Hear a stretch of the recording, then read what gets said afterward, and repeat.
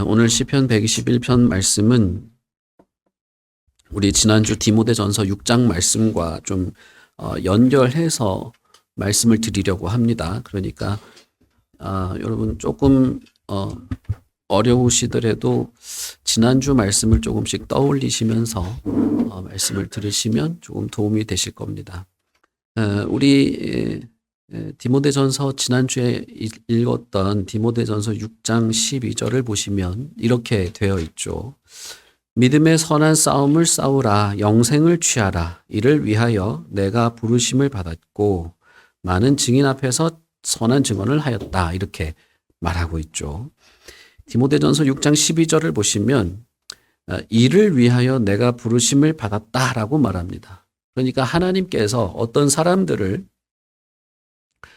적극적으로 부르신다는 거예요. 우리는 이것을 이제 구원과 믿음으로 우리를 부른다라고 이렇게 말할 수도 있습니다. 그런데 디모데전서 6장 12절에 보시면 하나님께서 어떤 사람을 부를 때에 부르는 이유가 무엇이냐 하면 믿음의 선한 싸움을 싸우고 영생을 취하도록 불렀다라는 것입니다. 하나님을 알지 못하고 이 세상에서 그냥 이렇게 살아가던 사람을 특별히 하나님께서 택하시고 부르실 때 하나님은 어떤 목적을 가지고 부르시는데 그것이 믿음의 선한 싸움 그리고 그 싸움을 치루어서 결국은 영생을 얻도록 하시려는 하나님의 목적 때문에 불렀다라고 말하는 것입니다. 그러므로 성도라고 하는 사람들은 어떤 삶의 목적을 따라서 부름을 받은 사람들입니다. 마치 군인이 이제 국방부에서 통지서를 보내지 않습니까? 군인으로 당신을 부르겠습니다. 군인을 부르는 것은 특별한 목적으로 부르는 겁니다. 군인은 다른 목적이 없어요. 딱 한 가지 목적으로만 부릅니다. 국가를 지키고 적국과 싸우기 위해서 폭력을 행사하도록 부르는 것이죠. 그 군대는 오로지 폭력만을 위해서 모아놓은 집단이에요. 사실은 상당히 좀 안타깝고 불쌍한 곳이 군대거든요. 마치 군인을 부를 때 오로지 한 목적, 싸우기 위하여 부름을 받은 것처럼 믿음의 성도들 혹은 하나님의 사람, 하나님의 소유된 사람들은 어떤 믿음의 군사로서 이런 군인으로서 부름을 받은 사람과 비슷한 것입니다. 바울 사도는 빌립보서에서 자기 친구 에바브로디도를 함께 군사된 자라고 표현하기도 했어요. 그런 면에서 성도는 하나님의 군사 혹은 군대라고 불릴 수도 있겠죠. 그러나 여기에는 우리가 두 가지 측면에서 고려해야 할 것이 있습니다. 하나는 이 군사 싸움을 위해서 부름을 받은 사람은 어떤 명령대로 싸움을 싸워야 한다는 것입니다. 명령도 없이 그냥 싸우는 건 사실은 군대가 아니죠. 군사가 아니죠. 둘째는 자기 혼자만의 힘으로 싸우는 것이 아니라 어떤 공급받는 힘으로써 싸워나가야 된다는 것입니다.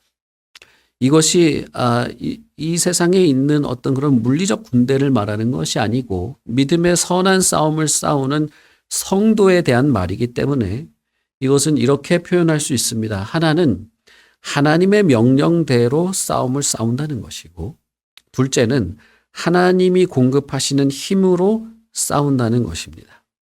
그런 면에서 디모데전서 6장에서 하나님을 만왕의 왕, 만주의 주라고 말하는 것이죠.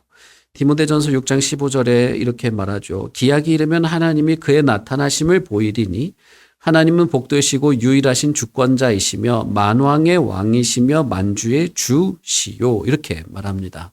그러니까 뭐예요? 만왕의 왕이 있다면 이 왕의 명령대로 싸우는 것이죠. 만주의 주가 있다면 이 주의 이름으로 싸우는 것입니다. 이 주의 명령대로 싸우는 것이죠. 그런데 흔하디 흔한 왕이 아니라 모든 왕의 왕이고 모든 주의 주이시라는 것입니다. 그러니 믿음의 선한 싸움을 싸워나가는 성도 혹은 하나님께 부름을 받은 사람 혹은 디모데전서의 표현대로라면 하나님의 사람, 하나님의 소유된 사람은 누구의 명령이냐 하면 모든 왕들보다 더 뛰어난 권위를 가지고 있는 왕이신 하나님, 모든 주인보다 더 뛰어난 권위를 가지고 계신 주인이신 하나님의 명령을 따라서 믿음의 선한 싸움을 싸워 나가게 된다는 거예요. 이 싸움은 믿음의 선한 싸움이지 정치적 싸움이나 물리적 싸움을 의미하지 않습니다. 다시 말하면 고린도전서의 표현대로라면 의와 경건과 믿음과 사랑과 인내와 온유를 실천하는 면에서 싸워 나간다는 것입니다. 쉽게 말하면 만왕의 왕이신, 모든 것을 다스리시고 마땅히 그의 명령을 따라야 할 만왕의 왕이신 하나님께서 우리에게 어떤 명령을 내리셨냐 하면 의를 행하기 위해서 싸워 나가라라고 했다는 거예요. 경건을 실천하도록 싸우라고 했고, 믿음을 따라 살아가도록 싸우며 살아가라고 했고, 사랑을 하되 싸우면서까지 사랑을 이어가도록 했고, 인내와 온유도 그렇게 하도록 했다는 겁니다. 그러니까 이걸 다르게 말하면 여러분, 우리가 누군가를 진심으로 사랑하려면 아주 치열한 싸움이 벌어진다는 것입니다. 무슨 말인지 아시겠죠? 내가 의를 행하거나 경건을 행하려고 하려면 이걸 싸우듯이 하지 않으면 안 될 정도의 삶이 우리 앞에 있다는 거예요. 이 세계가 그렇다는 것입니다. 여러분들이 이 말씀을 마음에 얼마나 두고 한 주간을 지내셨는지 모르겠지만 여러분이 진짜 진정한 사랑을 베풀려고 했을 때 이것이 참 쉽지 않았다 혹은 거의 불가능했다라고 하는 것을 여러분들이 아마 느끼셨을 겁니다. 내가 내 몸으로 낳은 자식도 진심으로 사랑하기가 쉽지가 않습니다. 조금만 하면 이렇게 기분이 나빠지죠. 아주 어릴 때도요, 아기들이 아주 어릴 때도 부모 자존심을 이렇게 꺾는 행위도 하거든요, 애들이. 그뿐 아니라 내가 자유롭고 싶은데 자식이 마치 혹처럼 달린 것처럼 생각하는 그런 경우도 생겨요. 내가 내 목숨처럼 누군가를 사랑하는 것이 진정한 사랑이다라고 말한 예수님의 그 말이 비유가 아니고 그냥 시적인 표현을 한 게 아니고 실제로 그것이 사랑이라고 말한 것을 내가 마음에 염두에 두고 있다면 이게 정말 얼마나 불가능한 사랑의 수준인가를 느끼게 됩니다. 예수님은 실제로 그 사랑을 우리에게 보여줬어요. 보여주면서 너희도 이렇게 하라고 말한 것이거든요. 그런 면에서 우리는 하나님에 대한 어떤 생각들, 예수 그리스도에 대한 믿음, 지체들에 대한 사랑, 이 나와 함께 이 거룩한 하나님의 나라를 추구하는 사람과 내가 마땅히 사랑해야 될 대상을 향하여서 내 인격을 전부를 내어주면서 하는 이 사랑의 과정과 어떤 목표가 엄청난 이 도전, 내가 치열하게 싸워나가지 않으면 할 수 없는 거라는 걸 아마 느끼셨을 것입니다. 우리 예수님께서는 정치적 구원자 혹은 물리적 구원자로 추앙을 받는 것을 극도로 경계하고 예수님은 그런 것을 원하지 않았습니다. 예수님은 도살장에 끌려가는 어린 양처럼 잠잠하게 끌려갔어요. 싸우지 않았어요. 그러나 예수님은 죄의 유혹에 대해서는 단호하게 대항하셨습니다. 진리를 왜곡하는 자들에 대해서도 예수님은 단호하게 대항하셨습니다. 예수님의 목숨을 쥐고 말 한마디로 손가락 하나 까딱하는 걸로 죽일 수 있는 사람들에게도 예수님은 전혀 굽히지 않고 너희들은 독사 같은 자식들이다라고 말할 정도로 예수님은 그냥 무슨 솜털 같은 분이 아니었습니다. 그러나 예수님은 정치적인 싸움, 어떤 물리적인 구원자가 되기 위한 싸움을 싸운 것이 아니었어요. 그래서 오히려 성경에는 그는 흠모할 만한 어떤 것도 보이지 않았다. 그는 도살장에 끌려가는 양처럼 그냥 비참하게 끌려가 죽었다라고 표현되어 있습니다. 그러나 반면 예수님은 죄의 유혹에 대해서는, 그리고 진리를 왜곡하는 것에 대해서는, 사람들에게 멸시받는 것조차 두려워하지 않으면서 싸웠던 분이 예수님이십니다. 그리스도야말로 저와 여러분이 따를 믿음의 선한 싸움의 모범을 보여주신 분이죠. 골로새서 1장 22절에 보시면 예수님은 자신을 믿는 성도들을 하나님 앞에 흠없고 책망할 것이 없는 자로 세우시려고 한다는 것을 보여줘요. 골로새서 1장 22절에 보면 이렇게 말하죠. 이제는 그의 육체의 죽음으로 말미암아 화목하게 하사 너희를 거룩하고 흠없고 책망할 것이 없는 자로 그 앞에 세우고자 하셨으니. 다시 말하면 예수님께서는 자신의 죽음으로 말미암아 우리를 하나님과 화목하게 해서 우리가 거룩하고 흠없고 책망할 것이 없는 자로 하나님 앞에 세워지도록 하기 위해서 모든 것을 하셨다는 것이죠. 분명한 그런 목적이 있었다는 겁니다. 그러므로 디모데전서 6장 14절에 있는 이 말, 우리 주 예수 그리스도께서 나타나실 때까지 흠없고 책망받을 것 없이 이 명령을 지키라라고 했던 이 바울 사도의 이 말은 예수 그리스도의 목적과 그리스도의 의도와 그리스도의 본을 당신들이 지켜나감으로써 믿음의 선한 싸움을 싸워나가게 된다고 말한 것입니다. 그러니 하나님만 이 명령을 하신 것이 아니라 예수 그리스도도 동일하게 그 안에 포함되어서 우리에게 명령을 하신 것이죠. 흠 없고 책망받을 것도 없이 이 명령을 지켜나가는 것입니다. 그런데 이 싸움을 명령하는 하나님의 명령을 따르는 성도들에게 있어서는 이 싸움의 내용에 해당되는 것, 결국 하나님의 거룩한 성품에 포함되는 것임을 우리는 이해를 해야 할 필요가 있습니다. 다시 말하면 의와 경건과 믿음과 사랑과 인내와 온유가 실제로는 하나님의 거룩한 성품에 포함되어 있다라는 거예요. 하나님의 성품에는 무엇이 있습니까? 우리가 흔히 하나님의 성품에 포함된 어떤 것을 말할 때, 특히 하나님이 너희들은 싸우도록 내가 불렀다라고 할 때 의와 경건과 믿음과 사랑과 인내와 온유를 실천하도록 싸웠다고 할 때 이 내용, 의와 경건과 믿음과 사랑과 인내와 온유가 사실은 하나님에게 포함된 하나님의 거룩한 성품에 포함된 것들이라는 것입니다.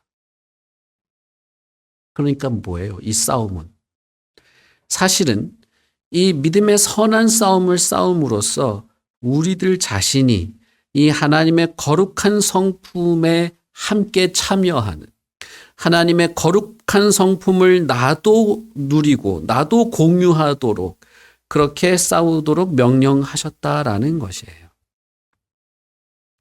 우리가 뭘 싸우면서 의를 좀 그럴듯한 의를 행해서 내가 무슨 수준이 높아지고 내가 대단한 그리스도인이 되고 이런 소리를 하는 게 아닙니다. 저 사람은 교회를 오래 다녀가지고 그래도 믿음이 좋아, 믿음에 뭐 그런 걸 잘해가지고 믿음이 좋아, 그런 소리를 하자는 게 아니에요.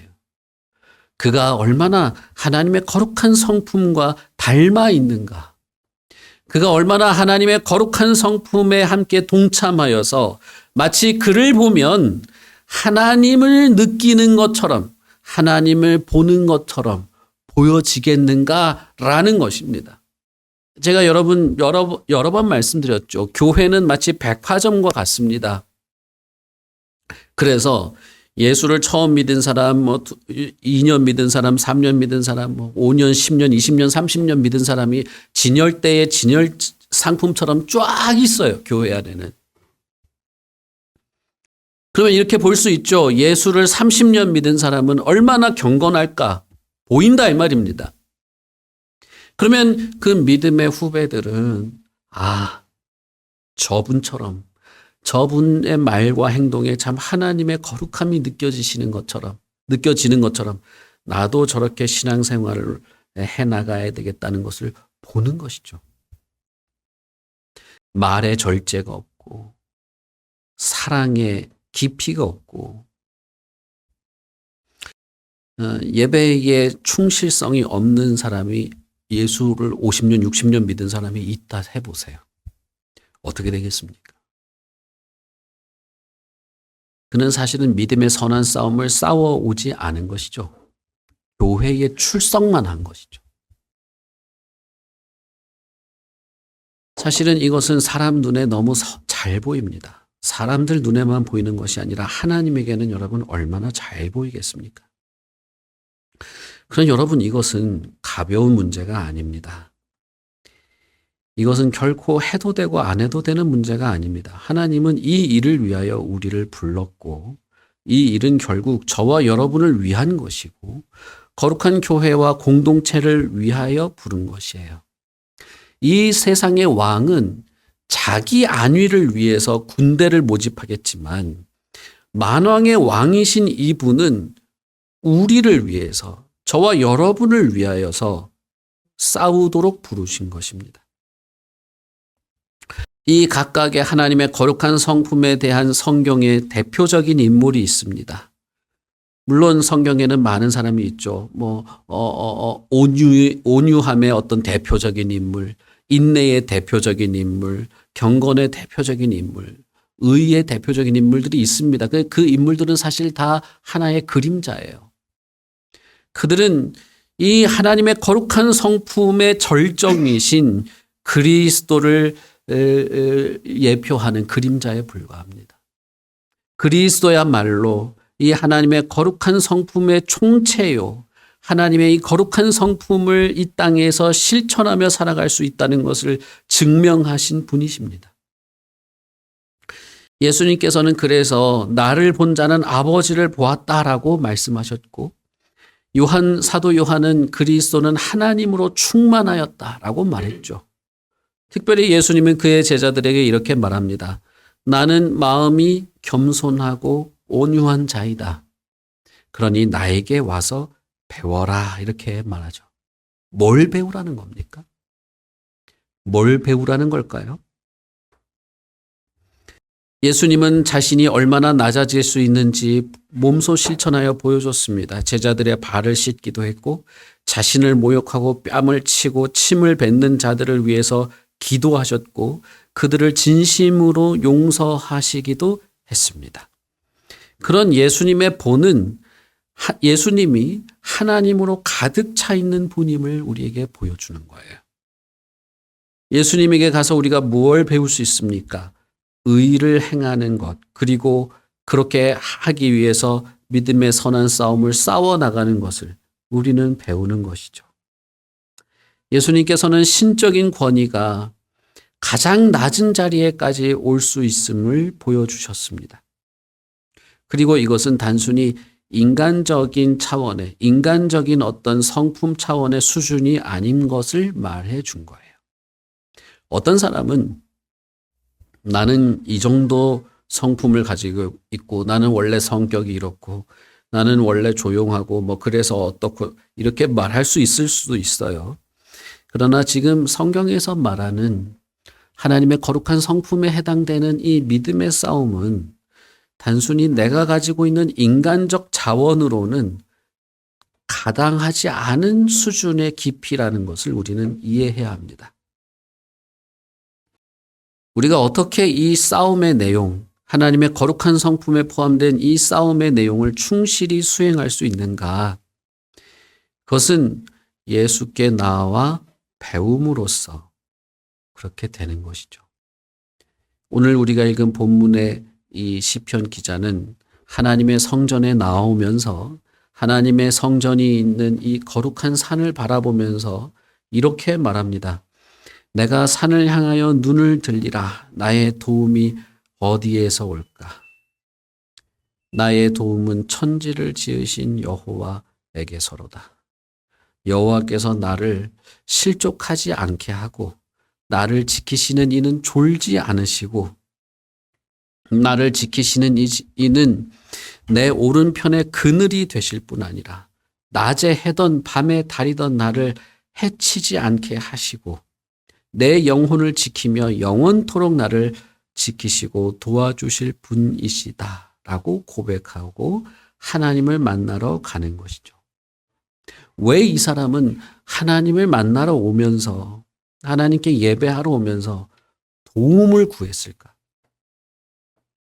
나의 도움이 어디서 오는가를 외치며 하나님께 나아오려고 했을까라는 겁니다. 내 마음이 식어지고 내 마음이 믿음을 가소롭게 여기는 마음으로 변질되고 사랑에 대해서 이기적인 것밖에는 할 줄 모르는 그 마음으로 냉랭해지는 이런 것들. 믿음과 의와 경건에 대해서는 일체 관심이 없고 그저 세상에서 주는 안락과 세상에서 말하는 행복이라는 것에 빠져들어서 그게 행복인 것처럼 추구하며 살아가는 것들. 내가 이 세상에서 누리고 가질 수 있는 그 재화들의 마음이 빼앗기고 오히려 내가 내 자신을 온전히 사랑의 자리에 나가기보다는 나를 사랑해 주기를 바라는 아집으로 똘똘 뭉쳐 있는 이것들. 이것이 우리들의 본질임을 생각할 때 하나님이 우리를 지켜주시고 하나님이 우리를 도와주시지 않으면 우리는 이 거룩한 하나님의 성품을 따라가려는 어떤 싸움도 충실히 해낼 수 없을 것입니다. 우리가 어떻게 이 믿음의 선한 싸움을 싸울 수 있습니까? 우리가 어떻게 말의 절제를 할 수 있으며 이 무한히 뻗어나가는 이 생각의 방향을 교정해 나갈 수 있습니까? 그것은 우리야말로 하나님의 은혜로운 손길의 보살핌을 끊임없이 받으며 주님의 뜻을 따라 할 수밖에 없는 것입니다. 성경은 인간은 원래는 하나님의 형상으로 지음받은 존재이기 때문에 하나님의 성품에 속한 이 영광스러운 성품들을 다 가지고 드러내며 살 수 있는 존재라고 말합니다.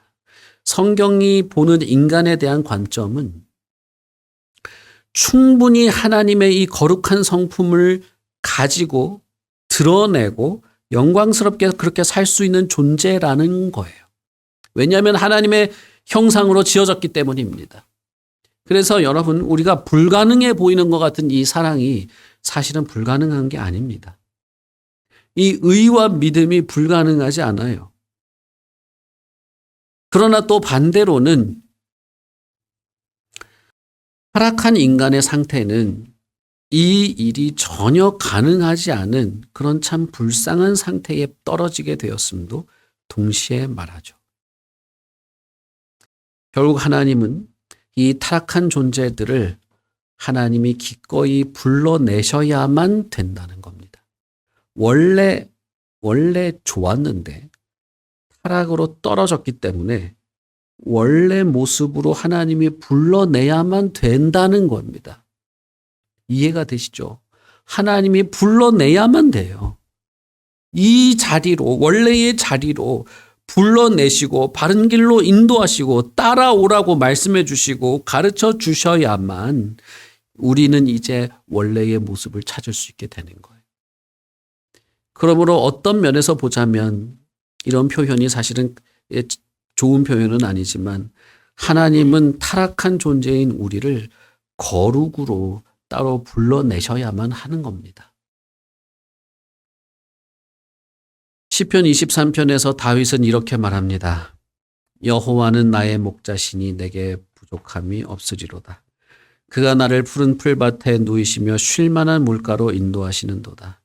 내 영혼을 소생시키고 자기 이름을 위하여 의의 길로 인도하시는도다. 내가 사망의 음침한 골짜기로 다닐지라도 해를 두려워하지 않을 것은 주께서 나와 함께 하심이라. 주의 지팡이와 막대기가 나를 안위하시나이다. 주께서 내 원수의 목전에서 내게 상을 차려주시고 기름을 내 머리에 부으셨으니 내 잔이 넘치나이다. 내 평생의 선하심과 인자하심이 반드시 나를 따르리니 내가 여호와의 집에 영원히 살리로다. 여기서 다윗은 여호와께서 나의 목자라고 말합니다. 그래서 나에겐 부족함이 없다고 말해요. 이 부족함이 없다고 말하는 게 내가 이 세상에서 뭘 많이 가진다는 뜻이 아닙니다. 우리 집안에 아무 문제가 없고 그냥 내 가족들이 내가 원하는 대로 딱 살고 그런 뜻이 아니에요. 내가 나의 목자의 음성을 듣고 내 목자의 뒤를 따라가기만 하면 하나님의 거룩한 성품에 참여한 삶을 내가 충분히 살아갈 수 있게 되었다는 거예요. 실로 우리 주 예수 그리스도는 우리의 목자가 되십니다. 시편 119편 105절은 이렇게 말하죠. 주의 말씀은 내 발의 등이요 내 길의 빛이니이다. 제가 시편 성경 중에 제일 좋아하는 구절 중에 하나인데, 주의 말씀은 내 발의 등이고 내 길의 빛이다. 그래서 나는 그 빛을 보고 따라가기만 하면 된다는 것이죠. 예수님은 요한복음에서 이렇게 말합니다. 나는 선한 목자라. 나는 내 양을 알고 양도 나를 아는 것이 내 양은 내 음성을 들으며 나는 그들을 알며 그들은 나를 따르느니라고 말했습니다. 우리가 믿음의 선한 싸움을 싸워 나가도록 부름을 받은 것은 분명합니다.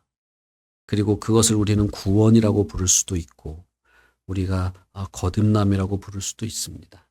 그런데 그 부르심에 합당한 믿음의 선한 싸움을 싸워 나가는 것에는 우리의 목자이신 예수 그리스도를 따르는 일이 필요합니다. 그것 외에는 방법이 없어요.